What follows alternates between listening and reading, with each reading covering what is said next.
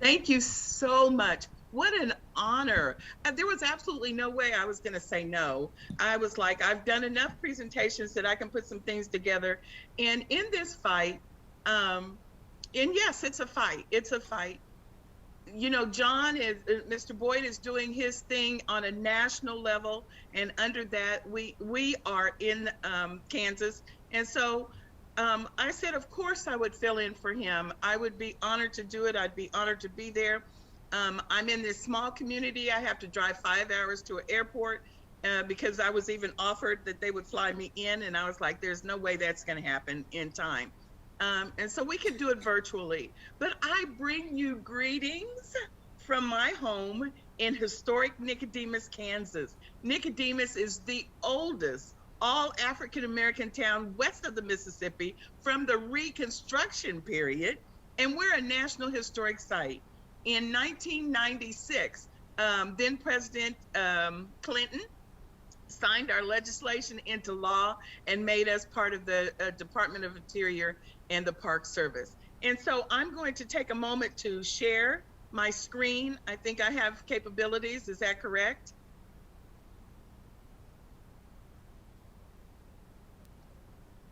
Oh yeah, look at that. You guys are on it.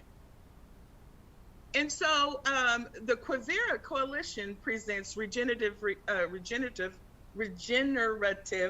conference, weaving water, land, and people. I think that's absolutely amazing. A lot of people, when I go to the meetings, because my name is John Ella, they tend to leave off the Ella part and think that I'm John Holmes. And they're really surprised when they find out, oh, there's a woman that's leading the Kansas Black Farmers Association. And so I love how we weave all of these things in, and the history and everything. And the creator, he always aligns everything. There's nothing that's left to chance. The creator already knew that Mr. Boyd was not going to feel well, and that they would need someone. And he always has, according to the scriptures, a ram in the bush. And I appreciate being that bush. So here we go, weaving again and making those motions. We love our land. We talk about our land. And so when I was finished with the fly-in and all those things that Carrie and I were working on, I said I wanted to be a part of the conference. And I am just blessed to have been able to hear some of those speakers, and our native people, our indigenous brothers and sisters, talk about the wonderful things that they're doing and how they share. And I'm getting off script for just a minute, but I've just got to say this because one of the questions was, well, it's your history and maybe you don't want everybody to be a part of all of that. I love the response from the speaker. We're all brothers and sisters. And when we get that in our heads, when we get that in our heads as a nation, that we are all brothers and sisters, that we are all human beings, that I breathe the same air that you do. I eat maybe a little bit more than you do, but I love to eat. I love our land. I love our family. And when we get that in our heads, there'll be no more division. There'll be no more fighting. There'll be no more mass shootings. There'll be no more killings. There'll be no more divisions in two parties and all of that sort of thing. We are all God's children. And that's the way we need to do. So weaving water, land, and people is just absolutely a beautiful thing. The Kansas Black Farmers Association was founded in 1999. I was not part of that. I was actually back in school trying to complete a couple of degrees and everything. But this beautiful man named Gil Alexander, he's on the cover of Minority Landowners magazine, and that's been almost 10 years ago, was our biggest farmer.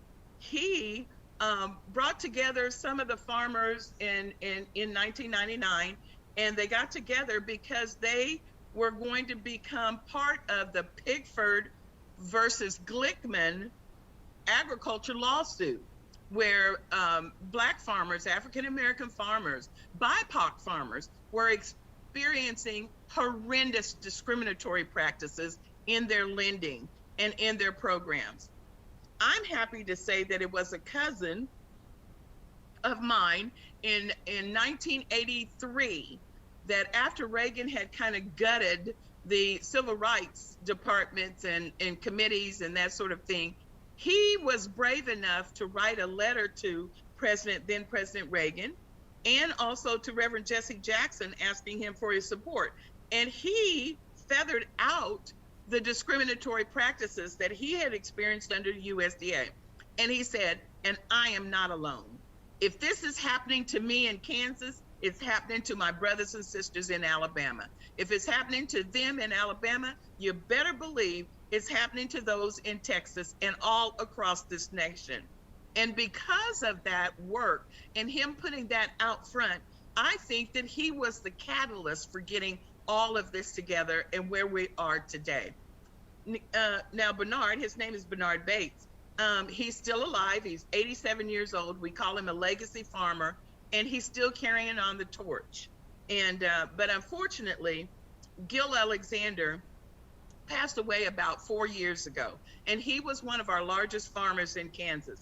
He was in the wheat and milo and summer fallow rotation and that sort of thing. Tons of land, everything.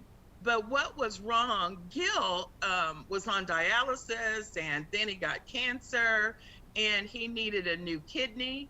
And there's a beautiful story behind that. And so I hope one day I can come out and we can all sit down with some coffee or some wine, whatever you want, and I can tell you these beautiful stories in detail. But a white fireman from Starsky, Mississippi, was hunting on his land and had been for 4 years trying to get the Turkey Grand Slam.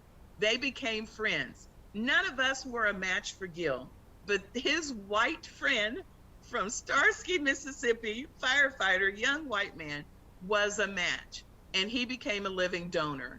And so we actually had 5 more years with Gil, but he was so heavily in debt. He was so heavily in debt that we were not able to keep his the majority of his land. We thank God that he had the fortitude to not put up for collateral the homestead place and the original 160 acres. So we were able to hold on to that. Well, all these farmers came together and they decided that the mission for the Kansas Black farmers is preservation. But they needed some goals, and so they developed 5 goals, and they were build and strengthen KBFA, wanted to promote and fortify the Nicodemus farming legacy, because at that time, as the headquarters, and we're still the headquarters, that's where the majority of the farmers were coming from. Provide and develop a youth education program, promote KBFA through outreach activities, and develop products and marketing strategies. Can you still hear me?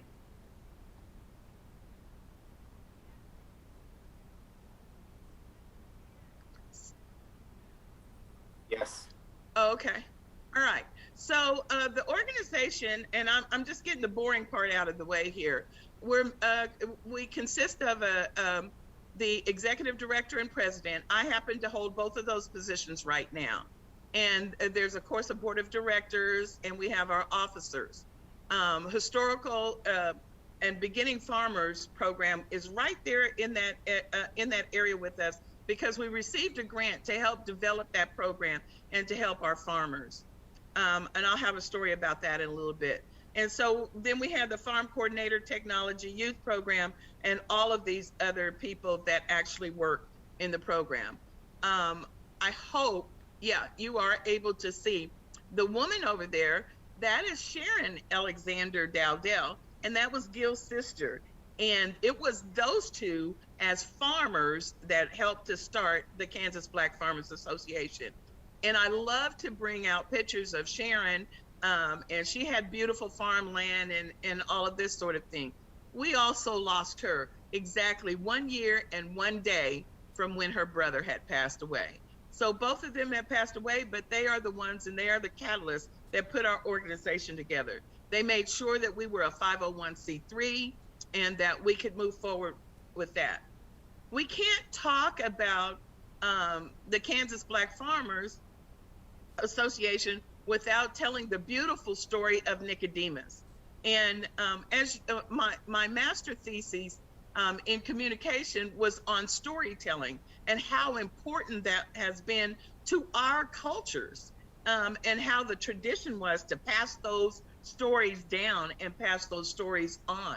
And that's how we know our history. And there seems to be one that's always designated in a family that is the garter of the history and everything. I tend to be that one for my family. The indigenous connection with Nicodemus and the Kansas Black Farmers, and I promise you, I put this together before I even knew who I was going to be talking with. So that's how I truly believe in a divine order of things. The story goes that we came out from Kentucky. We've traced it back to the plantation that the majority of the people that came to Nicodemus came from. Richard M. Johnson's plantation in Scott County, Kentucky. And what's so famous about him, or a good little tidbit about him, and you can look this up, he was actually the vice president under Van Buren in 1828. However, he fell in love with one of my great cousins, and he decided he wanted to legitimize his relationship, and he married her. And so, Van Buren was like, your political career is over. You just might as well leave. And he says, well, I'm the richest man in Kentucky, so that doesn't bother me at all. But I love my wife, Julia Chin. They had 2 daughters. And of course, as mulattoes, they weren't allowed to go to school. So he built the Choctaw Academy on his land. And he allowed Native American, our indigenous brothers and sisters and those with the Choctaw tribe to actually attend school. Now, he wouldn't let little black boys go to school, but he did let the African American girls go to school. And one of those African American girls happened to be my great grandmother. And so they all, there was a flyer that came out that said, "Ho for Kansas, $5, you can go to Kansas." No, we did not walk all of that way. They took them to Cincinnati, and they were actually able to get onto a train, and they rode the train from Cincinnati to Ellis, Kansas, which is about 35 miles southeast of us. And then they walked that 35 miles because, of course, the horse and the buggy were full of supplies to live off of and that sort of thing. Those Kentuckians had no idea what they were walking into. When they arrived on September 17, 1877, winter started almost a month later. It was cold. And so the story had always gone on in our family that there were some indigenous brothers and sisters, some native brothers and sisters that came through after a hunt, and they saw the black community, saw that they didn't even know how to dig dugouts and to make their homes and embed them in hillsides. And so they stopped and they taught them that. They gave them blankets, and they shared their buffalo hunt with them. And so that was one of the reasons that this community survived that winter and went on to build Nicodemus, Kansas. At one time, we had livery stables and a couple of banks and a newspaper and a mercantile and a barber shop. So we were thriving at one time, and until the railroad did not come through Nicodemus, and then it was kind of a demise. But back to how there's an indigenous connection with Nicodemus and the Kansas Black Farmers. This past summer, one of my cousins, Angela Bates, she's a historian, helped to get us into as a National Historic Park. She has continued her research. And so it was decided that she needed to go do some more research to find out exactly who were these tribes that came through. And she found it was the Potawatomi Nation and it was the Osage Nation that had come through. It was those groups.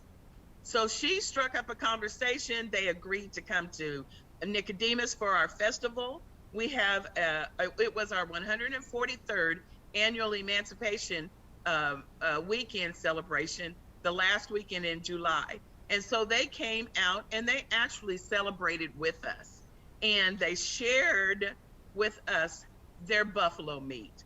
And so our Sunday dinner is always a picnic because we have thousands of people that come into our town over that weekend. And so they brought buffalo meat and they shared it with us, and we had that for the grand finale picnic. It was absolutely beautiful, and it tastes good. Oh my goodness, it was so good. But the beauty of this whole thing, and I'm going to wrap it up here pretty soon. I think I have until, well, my time, 6:15. But anyway, the beautiful thing about this whole story is that our Native brothers and sisters verified the story. The person in the full regalia, he is their chief of the Potawatomi tribe, and he came and he had copies of records where they had to go to the bureau and get permission to leave the reservation to go to the Colorado border for the hunt, because all the buffalo in Kansas were nearly extinct by then. And so they were given permission to go. And so their people had passed the story down through generations that they had stopped at this all Black community and helped that community to survive. So not only were our stories joined and just mirroring each other, we finally had documentation that this really actually happened. And so it's been a glorious time for us in this reunion. One of the sayings that I have always used, and I'm going to use it from Big Thunder, the Great Spirit is in all things. He is in the air we breathe. The Great Spirit is our Father, but the earth is our mother. She nourishes us. That which we put into the ground, she returns to us.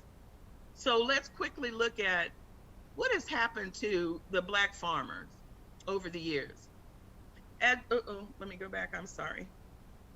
As you'll see in this diagram, in the 1920s, there were almost 1 million African-American Black farmers. The decline has been at a rate of 98% by 1997. So John Boyd, and I wanted you to see him, and I know you had a picture of him. This is Mr. Boyd out on his ranch and everything.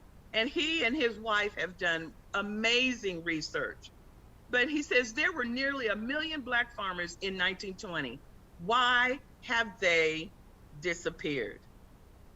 Why have we lost so much land? Why? What are the conditions? And so his article, and I'll share that link with you in the chat, it goes on to explain the things that have happened over the years that have perpetuated the loss. A lot of it was discrimination, not being able, his farmland is absolutely beautiful, not being able to get the same loans or in the same programs that were established out here. In the South, you know, Jim Crow and sharecropping, where they never could get out of financial debt and move forward. He worked so hard. His beautiful horses. And so he goes on and he talks about why we lost our land. And some of it is our fault, you know, with succession. And so we're working on legislation. I know we're working on it here in Kansas on heirs property. There's a piece of property that we have in the Nicodemus-Graham County area with 300 heirs. And right now, all 300 would have to sign off for that one person to be able to say they legitimately farm it and that they deserve a farm number. And so without the farm number, you can't do any programming. You know, you can't do any programs. You can't get into any of the other options. You can't get any subsidies. There's nothing to help you. And so one thing that we should have been a lot more prepared to do, and that would have been to succeed, do a succession plan. But we didn't know. My great great grandfather didn't know to go, and write that out and make sure that it was available. He just didn't know. And so there's some good news, but some not so good news. Okay, the good news is that in the study that the census, the agriculture census, it showed, and I hope it's not too small, but it may be, that in 2012, there were 46,582 Black farmers.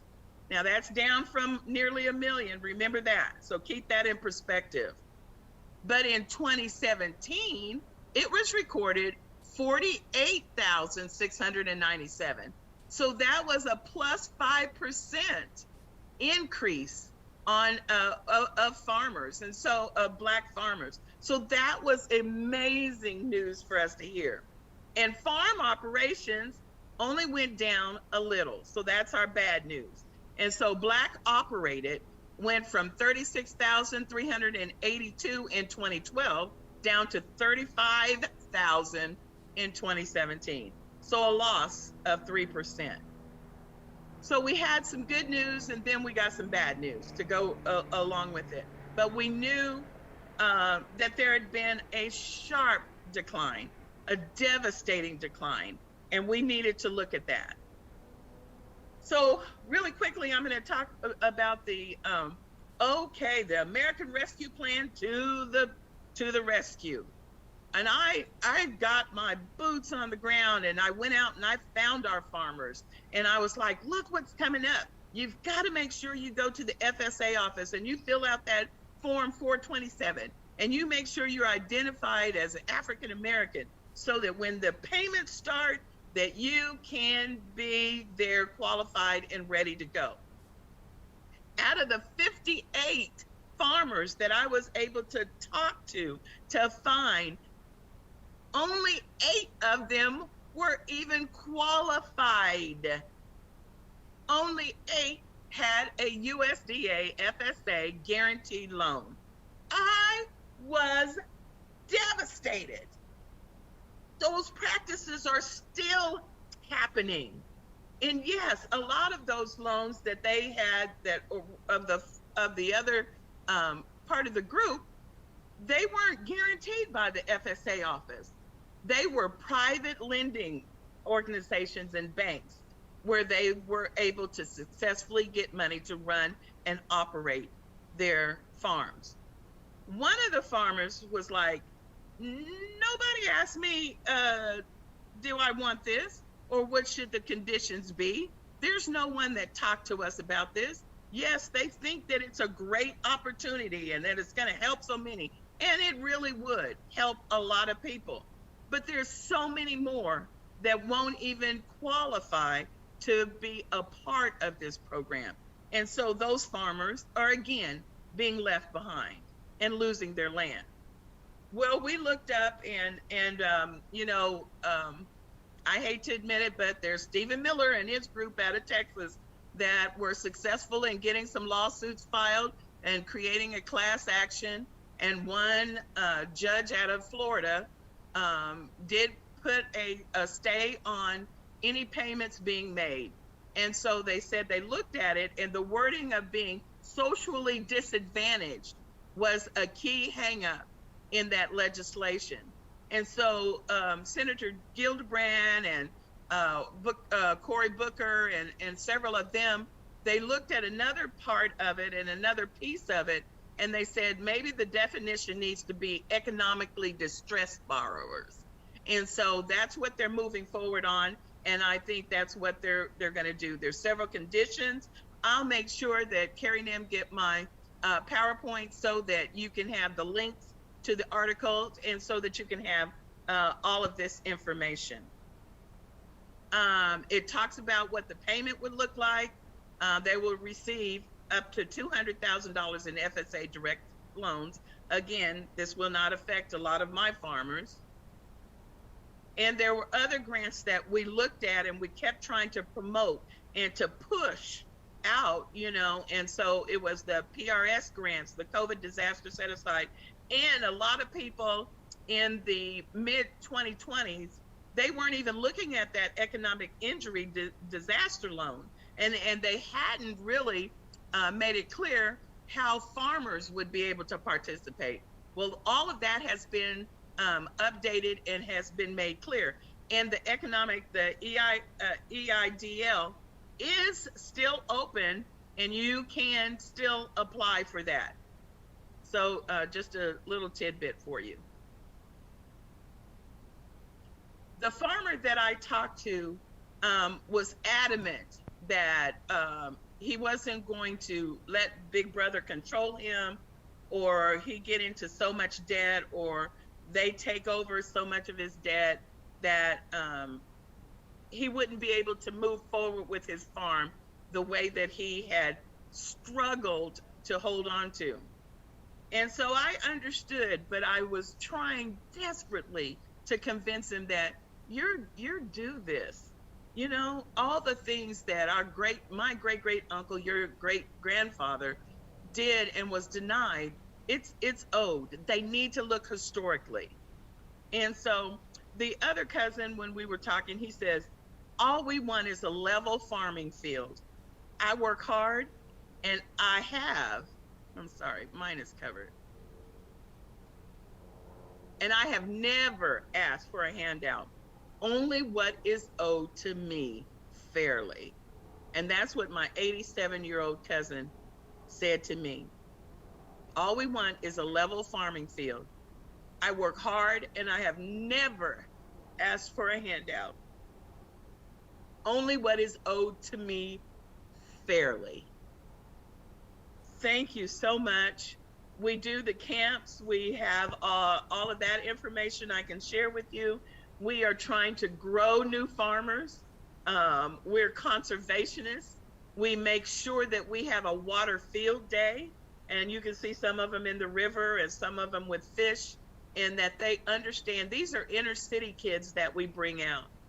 And we try to make sure that they understand that we need to be conservationists of our land and of our water.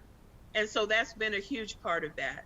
And with that, taking care of our animals and growing our own foods and seeing and having pride in doing that.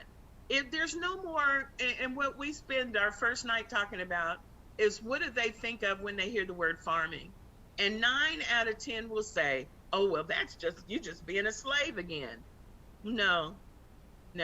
We show them what kind of honor there is in owning your own land and being able to feed your family. Thank you for your time. Got a little emotional at the end, but my contact information will be added to the presentation. And again, I will make sure that Carrie and all of them get that information so that you can look at these articles and see and experience some of the things that we're trying to talk and teach. Thank you. Thank you, Dr. Holmes.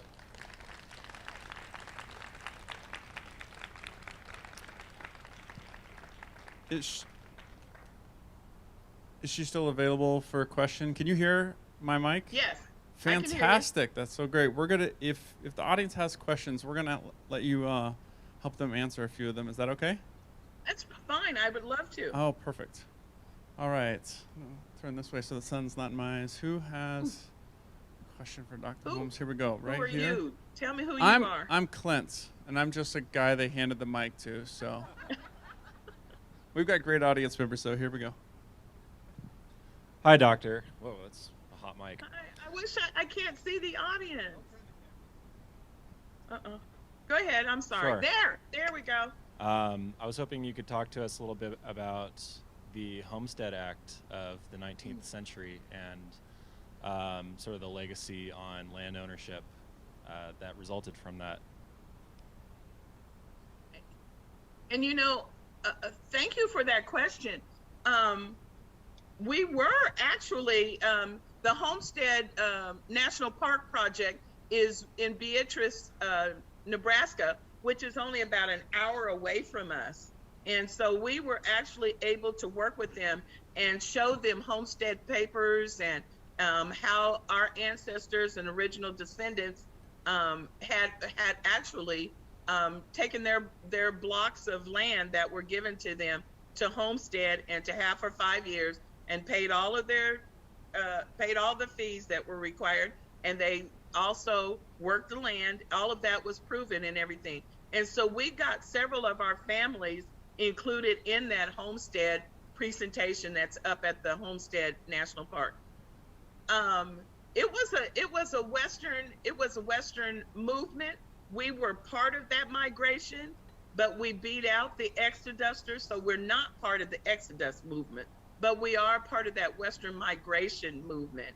And our town was already set up and in the county, because the white man, W.R. Hill, who went to Kentucky to help with 5 other black ministers to help recruit people here, he knew that he could get his county if he could get another town located close by. Now, he didn't want us in Hill City, but he wanted us close by, so we'd be doing trade and that sort of thing.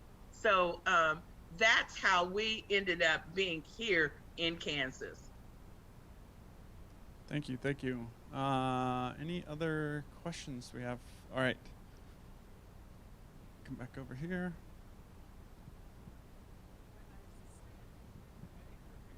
Oh, okay. Hi, doctor. I just have a quick question about, are you seeing a lot of young people kind of coming into agriculture? And also if there are a lot of interests around regenerative practices that you know of within your community? Absolutely. Beautiful question. You guys are just absolutely amazing. And I thought I was going to have time to talk about that a little bit, but I got carried away with our stories. Yes, we do see a surge. We have a new beginning farmer program and a women's farmer program that we're doing. We have young people, both men and women, that want to have farmland. They got real excited 2 years ago, right before COVID, about the possibility of farming and raising hemp. But our state, our requirements were a little more tasking than they wanted it to be. And so, but we've had them come out, and what we're trying to teach them is that don't look at it as all just crop building. You can do agribusiness. So we have a woman that is actually going to turn her like 5 acres of her 40-acre land into a lavender farm. And so we're trying to teach them that. We had already in the early 2000s have gone to, our farmers wrote a cooperative agreement and signed it and said that they would do no-till practices. We were working on, when Gil was here, on doing some things around the herbicides and the pesticides, and how we were going to move from that and go into green conditions. We wrote a grant to do cover crops and to do some things to really help us sustain our water, because unbeknownst to most of the world, northwestern Kansas is a drought area. And so we've been looking for another crop or cover crops to help us retain that water in our soil and keep it going. So yes, we're doing some of those practices, and we're trying to make sure that our farmers know and make a commitment also. All right, so we got another question here up front. Hello. Hi. Hi.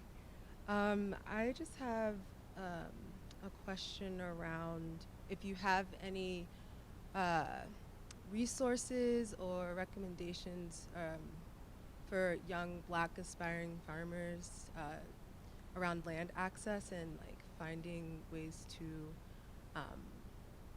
acquire land to tend, or just the resources to like what are the steps to take, and like anything that can support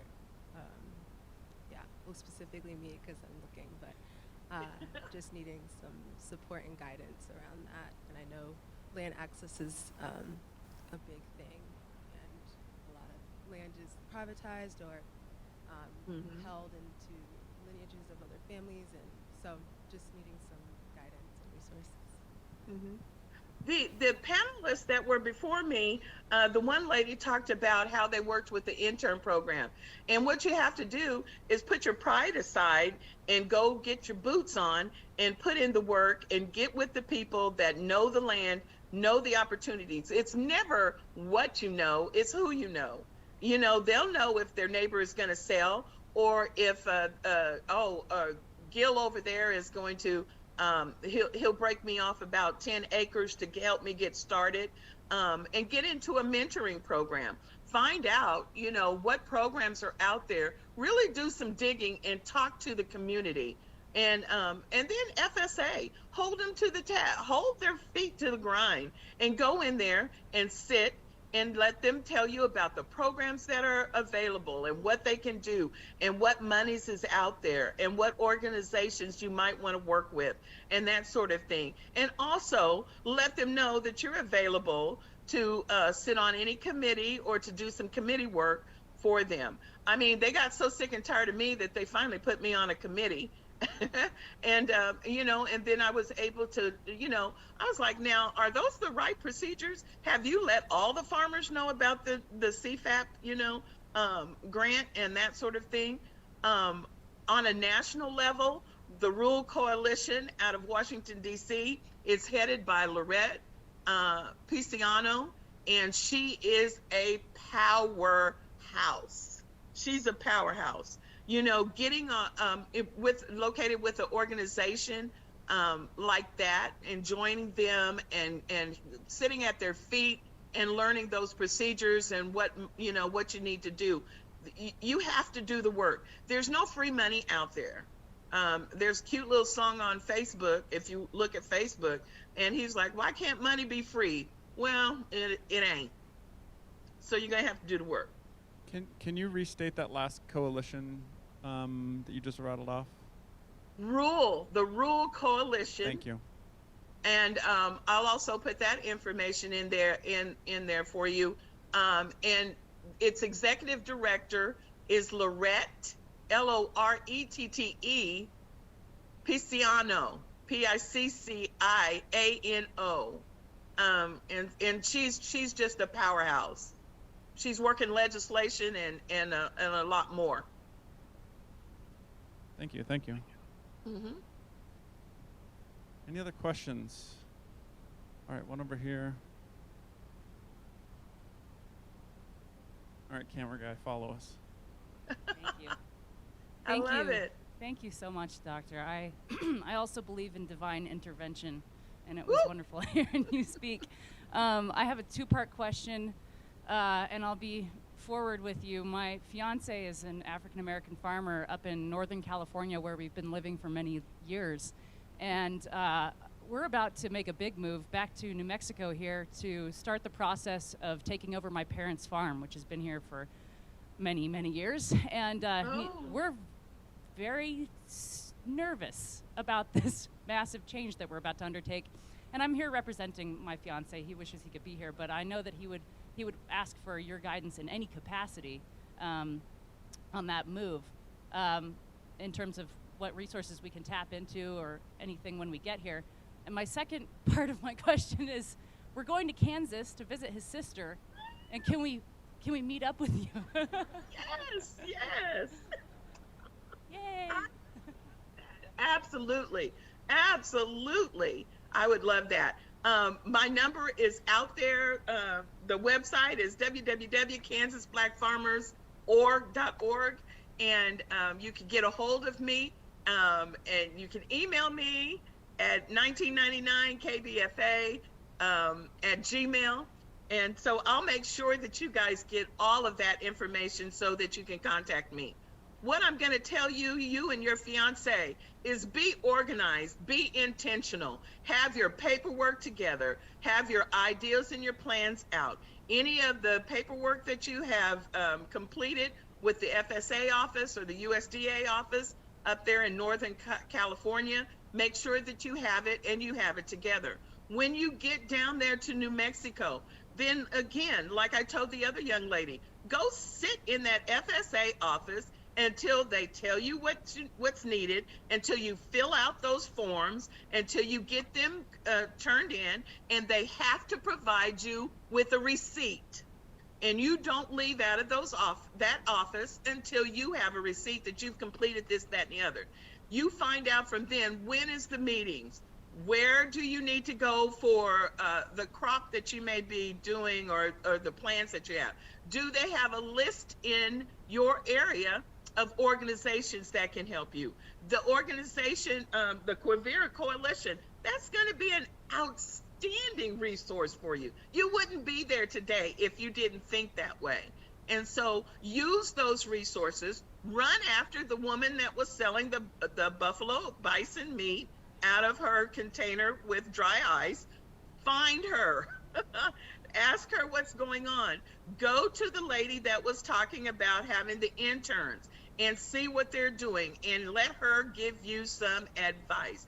And also give them some free work. Go volunteer. Go do that and let them know that you're serious. Make the commitment and show them that you mean it, and make people do the right thing by you. Don't be afraid. It's beautiful. It's absolutely beautiful. Even if a storm comes through and ruins your crop at the end, you know what? It's your crop.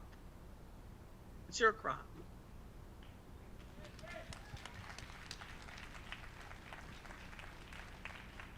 Dr. Holmes, thank you so much. You're welcome. Really appreciate you pinch hitting for us. It means a lot. Are there any other closing thoughts that you would like to share before I wrap us up? Just do the work. Nothing is ever going to be free or simple that is worth it. And being a farmer is one of the most respectable positions that you could ever have. Feeding your family and knowing that you've helped to feed others or provide employment, there's nothing better or greater. Remember that the earth is the mother, and she is what nourishes us and helps us to grow. Treat your Mother Earth right. Thank you. Thank you so much.